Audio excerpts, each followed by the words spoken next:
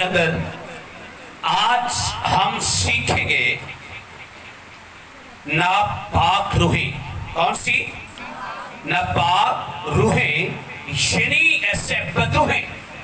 Bible मुकद्दस के अंदर इनका बड़ा जिक्र किया गया है क्योंकि ये लोगों के अंदर एंट्री करती और परेशान करती हैं।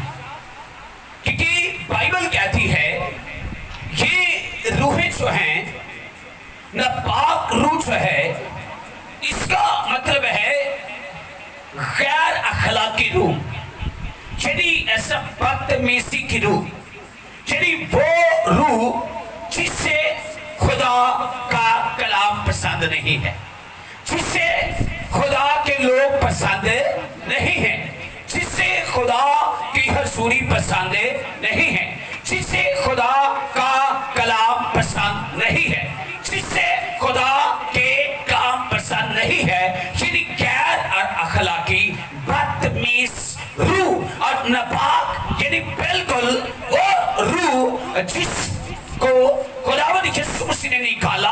और बाइबल कहती है निकालने के बाद जब वो निकलती है तो बाइबल मुकद्दस के अंदर लिखा है, फिर वो लिखा है सूखे मकाम ढूंढती हैं। लेकिन मैं आपको बताना चाहता हूं जो आज हमारा टॉपिक है, आज हमारा जो ऐसा मज़मून है वो है क्या हमारा बदन, हाथ रखें, क्या हमारा बदन खुदा की हैकल है या अबलीस की हैकल है?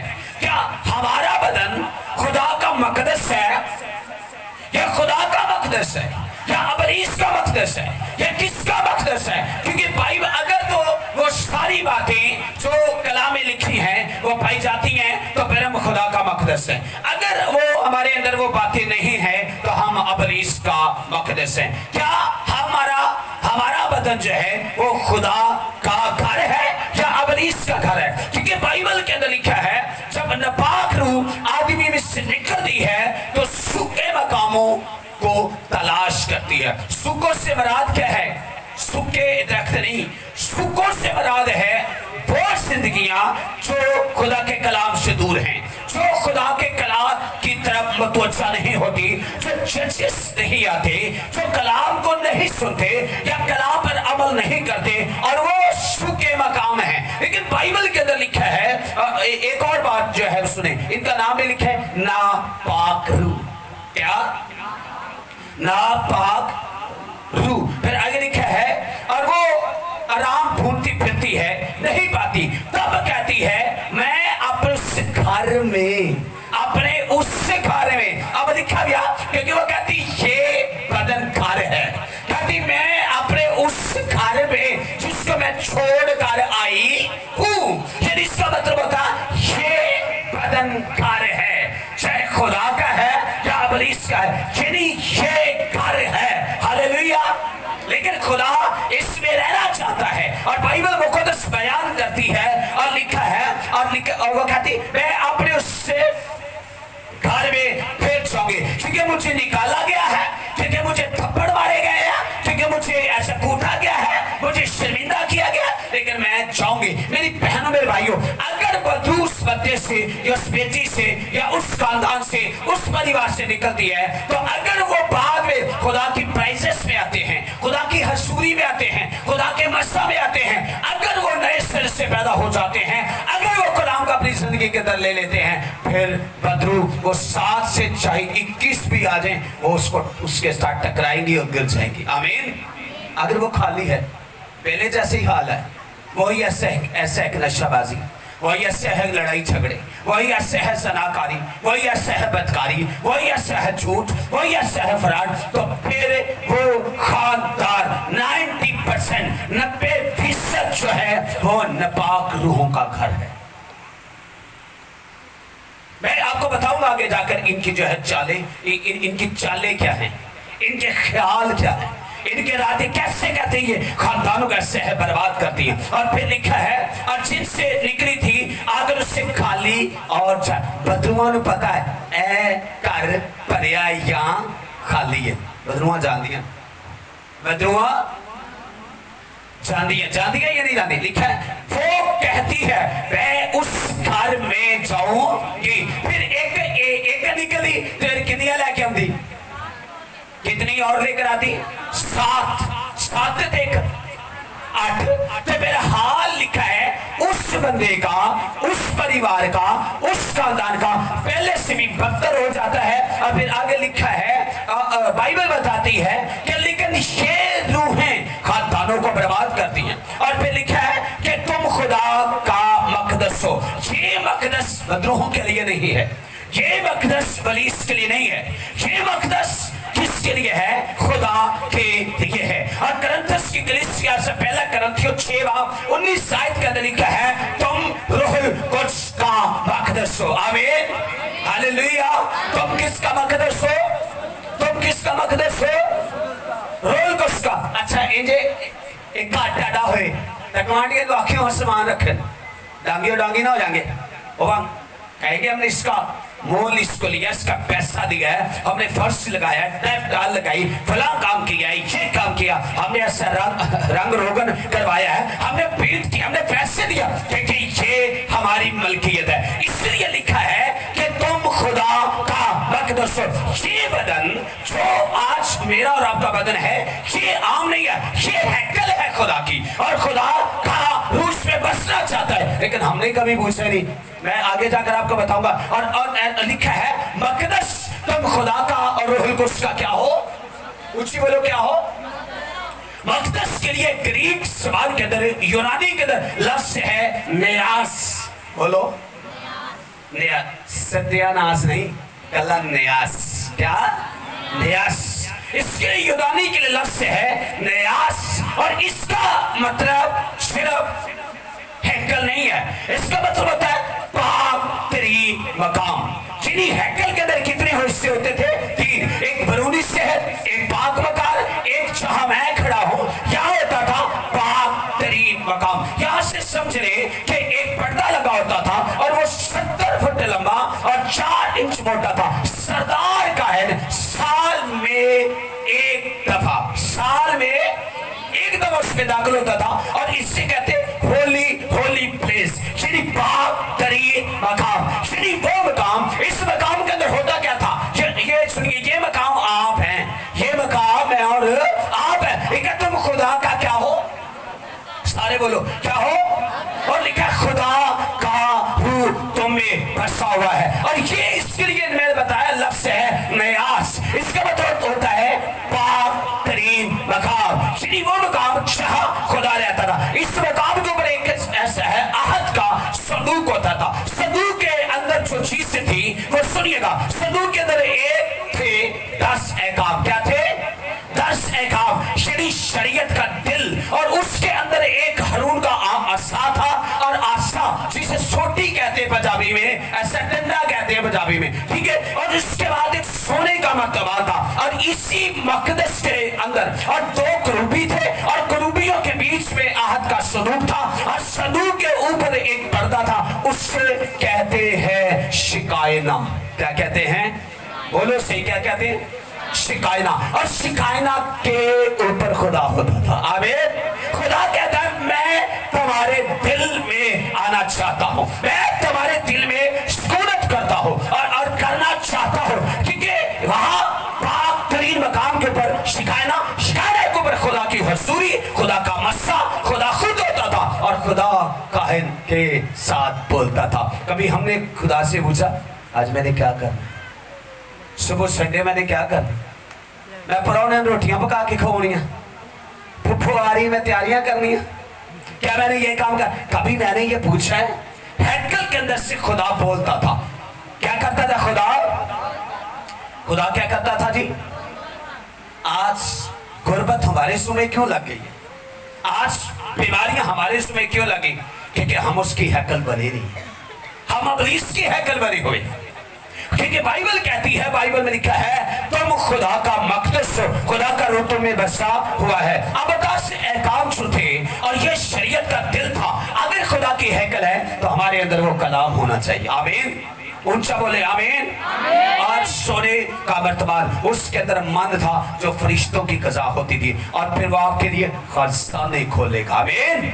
और फिर हारून का आसा होता था, और आसे का मतलब होता है अख्तियार, इख्तियार अथॉरिटी मिलेगी बदरूहों पर, ऐसे है बीमारियों पर। लेकिन कलामे पाक के अंदर लिखा है सर इन बात को तो ऐसे है फरमाना। लेकिन अगर ये सब कुछ नहीं है हमारी लाइफ के अंदर, हम 95% हमारे घराने, हमारी औलाद, हमारी बीवी, हमारी शोहर, हमारे बच्चे, हमारे सारा खानदान अबलीस की हकल है, क्योंकि खुदा नहीं है।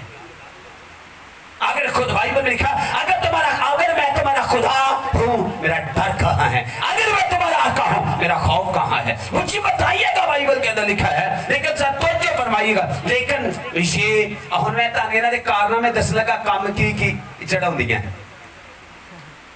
ना पाक रूहां केड़ा काम चढ़दियां ने खानदानां च, केवें इनसे बर्बाद कर दिया ने। इनके मैं काम बताने 6 मैंने काम चूज किए हैं, लेकिन मैं बताने लगा हूं। और लिखा है पहला जो काम है ये ज़हनी टॉर्चर करती है। आंदे नहीं मेरा बंदा तो मैंने रोज कुटदा ज़हनी टॉर्चर करता, या मैं साडे खानदान फलाना बंदा ज़हनी टॉर्चर करता, सानू इंजे सतांदा, असियत देता। कई दफा ने सन ए ते मुंडा सानू इन्ना सतांदा, कहते हैं ना उच बदबू होंदी। मैं पढ़ने लगा उच्च बदबू होती है। बाइबल में लिखा है मत्ती रसूल की अंजील उसके 15वां बाब 22 आयत के अंदर एक कनानी औरत मेरे आका सैयदना खुदावंद यीशु मसीह के पास आती, आकर कहती है खुदावंद एक बुरी रूह मेरी बेटी को क्या करती है, क्या करती है? ऊंची बोलो ना, ऊंची बोलो भाई, बोलो क्या करती है? नपाउंदी है, सुकून देती है, सताउंदी है। हाँ जी, क्या कहती है? कहती एक बुरी रूह मेरी बेटी को टेंशन बताउंदी है, बीपी लिखा है। इसके लिए लफ्ज जो ग्रीक स्वाद के अंदर है, यूनानी में वो लफ्ज है के गोस का मतलब होता है असियत देना। के गोस का मतलब होता है तंग करना, इसका मतलब होता है ज़हनी टॉर्चर करना, ज़हनी टेंशन बढ़ाना, ऐसा तंग करना, परेशान। बड़े बड़े खानदान है उनके अंदर, बड़े बड़े बेटे तंग करते हैं, लेकिन बाइबल के अंदर लिखा है यीशु मसीह ने कहा जा जैसा तेरा ईमान है। तो बाइबल में लिखा उसी घड़ी उसकी बेटी शिफा पाई। आमीन। ये बदरू थी और जो टेंशन देती है, जो परेशान करती, इनको डंडा करे अपने घरानों के अंदर, इनको रिमूव किया करो। हर रोज प्रार्थना करके रखो, रोजा दुआस करो, रखो रोजे दो, मारो एक थप्पड़ इनके, चलो सारी टेंशन बाहर। मैं एक वीडियो देख रहा था, ऐसा है नेट पर, ये रिकॉर्ड हो रहा है। सब लोग सोए हुए थे, अपने स्टेज में था, वीडियो को छोड़ता। वो गलत नहीं थी, लेकिन वो मनाजरा था औरत और मर्द का। वो वीडियो गलत नहीं थी, लेकिन वो मनाजरा था औरत और मर्द का, लेकिन उस पे बातें जो थी वो बदतमीजी की थी। यकीन जानिए मैंने 1-2 मिनट सुनी है, मेरा सेहत रोहल को सीख मुझे कहा ये तो क्या कर रहा है। मेरी इतना परेशान होगा, मेरी ऐसे टेंशन बढ़ गई। मैंने जितनी वो वीडियो देखी थी, मैंने 5 गुना उठकर उसके बाद अपने मोबाइल को ऑफ करके मैंने प्रार्थना की, मैंने दुआ की। इससे 5 गुना फिर मैंने दुआ की। मैंने कहा नहीं इन्ना उन्होंने टाइम देता फिर गाले तो ना हुई। मैंने कहा ठीक है वो कुछ और था, लेकिन मैं बताना अबलीस को किसी न किसी स्वभाव से टेंशन देता है। मुझे नींद नहीं आ रही थी, लेकिन मैं फिर उठने के बाद मैंने खुदा की सूरी में गया और मैंने उससे 5 गुना ज्यादा प्रेयर की मैंने, क्योंकि बाइबल कहती है लेकिन हमें इसको डांटना है। आमीन छोटा है। और फिर उसके बाद ये तरह की बीमारियां लगाती हैं। वो बदू है, कभी नहीं चाहती तुसी शादमान हो, वो कभी नहीं चाहती कि तुसी इंजे तंदुरुस्त हो, तुसी हालेलुया दा नारे मारो। आए बदुआ फिर खुश होती हैं। मेरे दर्द, मेरा ब्लड प्रेशर नहीं ठीक, मेरा शुगर वाला काम नहीं ठीक, और बदुआ फिर बड़ा खुश होती। बदू कहती वाह भाई वाह, और मेरा काम होया। बदू आती वाह जी वाह, और काम ठीक है। लेकिन लिखा है और लूका रसूल की इंजील के अंदर उसका 4 बाब उसके ऐसा 40-41 आयत के अंदर लिखा, बहुत सारे लोग कई बीमारियों में यीशु मसीह के पास है, क्योंकि बीमारियों से लगी हुई थी। और फिर यीशु मसीह ने उन सांप के ऊपर हाथ रखा और बदरूहों को निकाला। यानी वो आपको बीमारियां लगाती हैं। ऐसा है दूसरी बात, ऐसा है तीसरी बात, वो आपके ईमान को बरकश्ता करती है, आपके ईमान को डाउन करती है। आप ऐसा है मोबाइल पे नेट पे ऐसी वीडियो आप देखेगा, आपका ईमान जो है वो गिरता जाएगा या नहीं? आपका ईमान गिरता जाएगा। अब रीस यही चाहता है हम ईमान में गिरे, हमारा ईमान जो है वो नीचे की तरफ जाए, नीचे से धरती में जाए, क्योंकि बाइबल मुकद्दस हमें बताती है, बाइबल के अंदर लिखा है ऐसी रूहें, ऐसी तालीम, ऐसा दारा, ऐसा बंदा जो आपको कमरा करता है और बरगश्ता करता है, वो बाइबल मुकद्दस के अंदर लिखा है, आपने उससे बचना है। आमीन। तीसरी बात ऐसे है। चौथी बात, ये बुरे काम करवाती है, यानी ऐसे बदकारियां, जो बदकारियां करते हैं, और वो ऐसे नेट के ऊपर बड़ी बड़ी फिल्में हैं, बड़ा कुछ है, टिकटॉक बड़ा बहुत ऐसा गंदा है, लेकिन वो यही चाहती हैं। बुजुर्ग फिर बहुत खुश होती हैं जब उस बंदे देखते हैं ना, कुड़ियां मुंडे वेंदे ने, बंदे वेंदे ने, ते चंगे वाले सियाने बैने में लैके बैठे होंगे ने, बड़े अरे बड़ा मजा आ रहा है। तो इब्लीस का मतलब यह है गुनाह में मजा देना, यानी अमान से कराना। ये बाइबल के अंदर लिखा है, होशिया की किताब 4 बाब उसकी 12वीं आयत के अंदर लिखा है, ये बदकारी की रूह है। यानी ये सब काम उनके बंदे हैं, उनके नुमाइंदे हैं जो वो ऐसा है करते हैं। फिर आगे जो है 5वां, वो ये है ईमानदारों को बुराई की तरफ लाती है। आपका दिल हटा देंगे, चर्च से, कलाम से दिल हटा देंगे, बाइबल से दिल हटा देंगे, और रोजा रखने को चाहे ऐसे दिल नहीं करेगा, दुआ करने को दिल नहीं करेगा। आपको पता है बकाशवा की किताब के अंदर लिखा है, एस्बल के बारे में है कि जब खुदा ने थीरा की कलीसिया को ये बात कही, तो वो बाइबल के अंदर मैं आपके लिए पढ़ना चाहता हूँ। बकाशवा की किताब के अंदर लिखा है, थीरा की कलीसिया को, उसका ऐसा 2 बाब उसकी 20 बात, पर मुझे तुझसे ये शिकायत है कि तूने उस औरत एस्बल को रहने दिया जो अपने आप को नबिया कहती है, और मेरे बंदों को हराम कारी करने और बुतों की कुर्बानियों का गोश्त खाने की तालीम देकर गमराह करती है। अभी खा लो, समझ गए? अभी खा लो, समझ गए हो ना? लेकिन बाइबल के अंदर लिखा है, बाइबल में बंदों को हराम कारी, ये वही एस्बल है, ये वही एस्बल है जिसका टकराव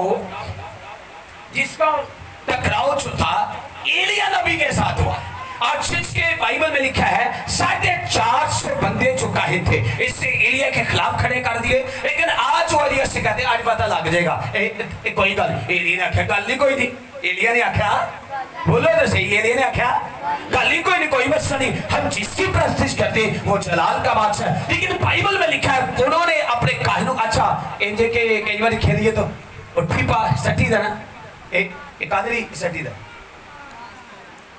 तासुर से कहते, एक आदरी सटी दा दसो, तो फिर होता क्या उसके बाद कि वारी मेरी पहले आई, यहाँ एलिया ने आखा वारी भी भाई शबाश तुम पहले दे देते, एलिया ने कहा वारी भी तुम पहले दे देते, एलिया ने कहा वाह वाह, और वो बथेरा कूदते रहे, बचाते रहे, गाते, लेकिन बाइबल में क्या बाल नहीं आया उनका देखता नहीं आया। लेकिन तारीख और बाइबल मुकद्दस क्यों आए, क्यों आगे तो नबी बैठा है, हालेलुया, आगे नबी भी आम नहीं सी, नबी रियल प्रॉफिट्स, और वो नबी जिसके कहने से आग नासल होती, जब नबी के बेटा ओना देते कांबे छेड़ के, लेकिन वो रोते रहे, बचाते रहे। लेकिन बाइबल में लिखा नहीं, लेकिन एलिया ने कहा अगर जो खुदा होगा, अगर वो आसमान से आग नासल करेगा वही खुदा होगा, और वो तेरे कूतरे वारी भी पहले देती है, कहा चलो वारी भी दूसरी पहले ला लो, लेकिन वो कभी बदरू नहीं आई, उनको पता था ये बंदा जो है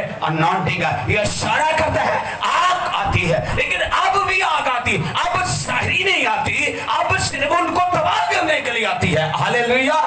और बाइबल बताती है, लेकिन ये ऐसे काम करवाती, इन्होंने नबियों को बुतों के आगे ऐसा झुका दिया। फिर आगे है लास्ट बात, ऐसा लूका से है 13 बाब 10 से 11, ये कमजोर कर देती, बंदा सुकड़े होता है ना, उधर सुकड़े बिल्कुल कांगड़ी पंजाबी में कहते बना होता, फिर उसके बाद क्या वो बाजा कुबड़ा भी कर देती, ये बदरूहें होती हैं। और गूंगियां भी बदरूआ जो कई बंदे जो आ ये बदरूहें होती हैं। हाँ भाई में लिखा बोलो। उसके बाद से गूंगे को लाई, उस पे बदरू थी, जब वो निकाली तो वो बोलने, तो बाइबल में 18 साल कुबड़ी कर दिया, 18 साल ऐसे।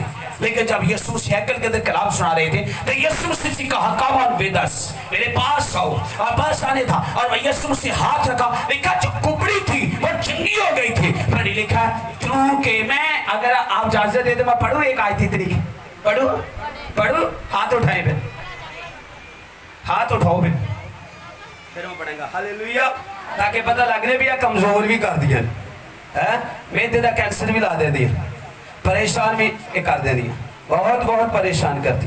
लेकिन बाइबल मुकद्दस के अंदर मैं आपके लिए ये पढ़ना चाहता हूँ। हालेलुया, सब बोलो हालेलुया, जोर से बोलो हालेलुया। तो बाइबल मुकद्दस के अंदर लूका रसूल के इंजील के अंदर इसका जो है वो जिक्र है, वहां लिखा हुआ है इस 18 साल से पकड़ा हुआ था। क्या किया हुआ था? 18 साल हो गई सी, बड़ा इन्होंने पकड़ा, लास्ट बात है 10 साल। अब फिर वो सब्बत के दिन किसी इबादत खाने में तालीम देता था। देखो एक औरत थी जिसको 18 साल से किसी बदरू के बायस कमजोरी थी। किसके हिसाब से? किसके हिसाब से? बदरू के लिखा है। फिर वो सब्बत में दोबारा फिर पढ़ूंगा, और फिर वो सब्बत के दिन किसी इबादत खाना में तालीम देता था। देखो एक औरत थी जिसको 18 साल से किसी बदरू ने और बदरू के बायस कमजोरी थी और वो कुबड़ी हो गई थी और किसी तरह सीधी ना हो सकती थी। हमारे खानदानों को वो कुबड़ा करता है, हमारे परिवार को वो कुबड़ा करता है, उसके अंदर बड़े बड़े तमाशे हैं। लेकिन हमको उस वक्त ही पता चलेगा जब हम कलाम को पढ़ेंगे। आमीन। वो बड़े बड़े सिर्फ बदरुआ आने पुठे करने वाली नहीं, ये देखो होर भी बड़े फार्मूला है। ये डेस्परी ने, पैनाडोल, कालपोर, किहड़ियां गोलियां जड़ियां दे दिंदा खानदाना, जेहदी चल जाए है। लेकिन ये बड़े बड़े इंजेक्शन जो है इनके पास है, ऐसे है बीमारी के हैं, दुख के हैं, ऐसे है लड़ाई के हैं, झगड़े के हैं, फसाद के हैं। ये सारे इब्लीस का काम है ताकि वो खानदानों को तबाह बर्बाद करे। ताकि क्योंकि बाइबल में लिखा है ये घर किसका मकदस है? खुदा का मकदस है, खुदा का रूह इसमें बसा हुआ है। इसको खुदा के रूह को दावत दे। इब्लीस को कहे तेरा कोई काम नहीं है। हालेलुया। उसे डांटे, उसे कहे तेरी ऐसी तैसी साडी कंदल में वेख्या है। पंजाबी चावल जो ये आखिरी ने जो किस को मस्सा मस्सो बने तू नंग के विखाई हो, तो है तेरी लत ना तोड़ दी थी है ना, तू नंगी सही थे आने आई या नहीं आने है, तेरी ऐसी तैसी तू जानता नहीं सा, तेरा बेड़ा ना गत्ती दी लात ना काट दी थी। इब्लीस को काश ये कहे तो मैं कहता हूँ घर परिवार आप बचाएंगे। आमीन। इब्लीस को ये लफ्ज करे, मैं तो कहता तेरी ऐसी तैसी बदरुआ दा काम भी नहीं साडे घर वाले ने एक भी जाना। हालेलुया। सब तो ज्यादा साडे खिलाफ ने ना, हमने उससे चैलेंज किया, तेरी ऐसी तैसी कभी भी दाखिल आपके लफ्ज के अंदर, आपकी जबान के अंदर ताकत है। आमीन। मैंने बताया ना आसा जो था, जो वहां आहद के सदू के अंदर था, वो अथॉरिटी है। वो क्या है? जितने मर्जी पैसे ला लो, जितनी मर्जी मेडिसिन लाओ, कितने होर सुनावांगा तानू गल, आप कभी चंगे नहीं हो सकते जब तक आप उसका मकदस ना बने। हालेलुया। जब आप उसका मकदस बन जाएंगे, फिर ब्लड प्रेशर, फिर शुगर, फिर ऐसे है बीमारियां, दुख, मुसीबतें आएंगी, लेकिन वो ठहरेंगी नहीं। फिर क्योंकि आप खुदा का क्या हो? खुदा का रूह तुम्हें बसा हुआ। फिर खुदा का रूह जब आपके अंदर होगा, फिर इब्लीस तो आटे में आके इन्हों नहीं छेड़ना है। और अपनी तीन मानदा आप बहुत कपते ने, ऐस पादी दे लागे ना जाए, ऐस पादी दे लागे ऐ पाकरू दी आगे मंगदा है, ऐ खानदान दे लागे ना जाए, ऐ उससे चर्च दा मेंबर है, इन्हें पाकरू दी आगे मंगनी हो। तो जब आप आसमा के देख ले, जब बदरू है उन खैर मुक्की गई ना, तो जब कोई बदरू आए आप पाक रूह की आग आप ही मांगे। मैं पादी हूँ, मैं नहीं, सिर्फ आप अगर आप मांगेंगे तो खुदा आपके कहने से भी उसको जो है वो खत्म करेगा। आमीन। जब आप ये सब कुछ करेंगे तो फिर बाइबल के अंदर लिखा है वो सारी बदरूहों के काम फिनिश होंगे। आमीन आमीन आमीन आमीन। छोटा है आमीन, क्योंकि लिखा तुम खुदा का मकदस हो। बोलो एक लास्ट वाली हाथ रख के, मैं खुदा का मकदस हूँ, खुदा का रूह मुझ में बसा हुआ है। आमीन। क्योंकि तुम आम नहीं हो, तुम खास हो। खुदा तुम्हारे अंदर रहना चाहता। जब खुदा तुम्हारे अंदर रहेगा पर बदरूवां दा फिर उन्हां दियां चालां नूं हर नूं समझ, ओदी हर मिसकाल नूं तुसीं समझोगे।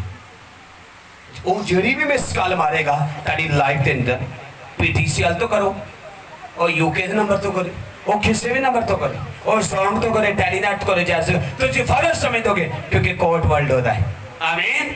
क्योंकि जब आप ये समझेंगे फिर आपकी फतह होगी। खुदा आपके साथ हो। God bless you.